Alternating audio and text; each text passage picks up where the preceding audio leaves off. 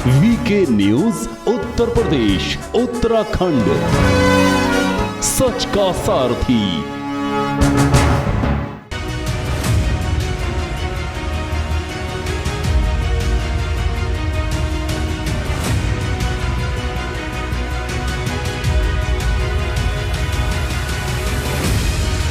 महंत नरेंद्र गिरी की संदिग्ध मौत का मामला। फर्जी है नरेंद्र गिरी की तीनों वसीयत।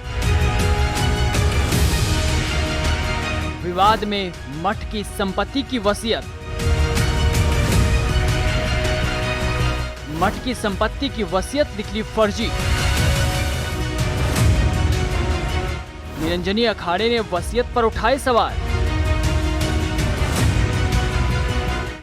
नियमों के मुताबिक आनंद और बलबीर में से कोई नहीं उत्तराधिकारी।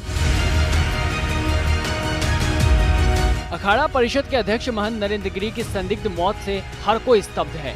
जहां एक तरफ सीबीआई लगातार मामले की तह तक जाने में लगी हुई है, तो वहीं दूसरी ओर महंत गिरी की संपत्ति को लेकर कई सवाल खड़े हो रहे हैं। बता दें कि मामला कुछ ऐसा है कि नरेंद्र गिरी ने लगभग 200 करोड़ की संपत्ति वाले मठ के लिए अपने जीवन काल में 3 बार वसीयत की।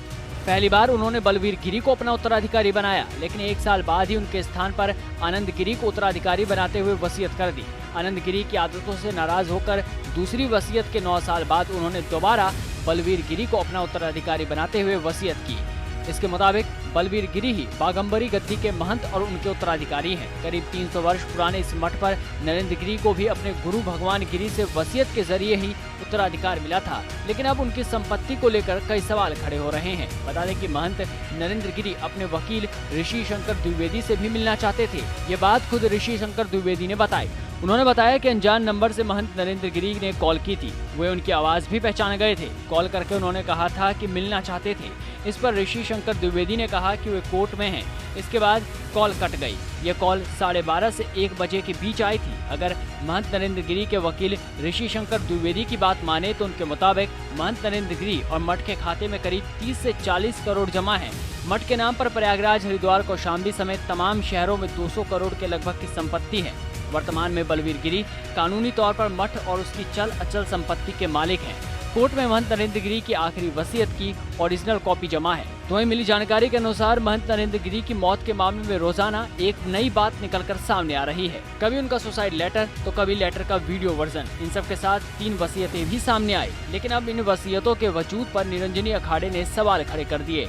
निरंजनी अखाड़े ने कहा कि तीनों वसीयत मठ की परंपरा का उल्लंघन करके लिखवाई गई है। उन्होंने वसीयत बनाने की प्रक्रिया पर प्रमाण के साथ सवाल खड़े किए। मठ के वरिष्ठ संत कहते हैं कि इस मठ की परंपरा है कि वसीयत व मठ के कुछ संतों को गवाह के तौर पर शामिल किया जाए। उत्तराधिकारी को चुनते वक्त मठ के वरिष्ठ संतों और पदाधिकारियों की भी सलाह ली जाए। मठ में अब तक सभी महंतों ने इसी प्रक्रिया के तहत अपने उत्तराधिकारी चुने और वसीयतें बनवाए, लेकिन फिलहाल जो वसीयतें सामने आई हैं वो सभी इस मठ के नियम का उल्लंघन करके बनाई गई है। वे कहते हैं इन वसीयतों में दर्ज उत्तराधिकारी को किसी भी हालत में मठ स्वीकार नहीं करेगा। महंत नरेंद्र गिरी के साथ कई रहस्य भी दफन हो गए, लेकिन सीबीआई इनकी रहस्यों का खुलासा करने में लगी हुई है। अब ये तो वक्त ही बताएगा कि आत्महत्या से लेकर वसीयत की सच्चाई क्या है।